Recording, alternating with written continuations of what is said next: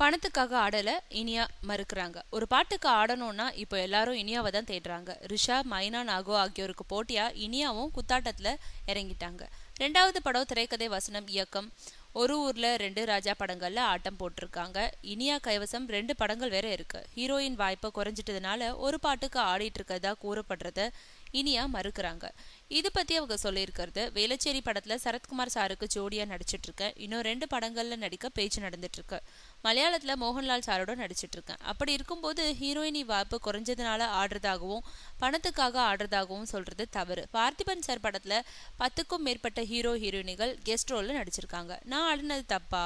ஒரு ஊர்ல 2 ராஜா படத்துல லக்ஷ்மி மேனன் பாடிய பாட்டு ஸ்பெஷலா இருந்ததுனால ஆடுறேன். இப்படி ஏதாவது ஒரு காரணம் இருக்கும். ஒரு பாட்டுக்கு ஆடுறது என் இமேஜை உயர்த்துமே தவிர ஒருபோதும் குறைக்காதுன்னு சொல்றாங்க இனியா.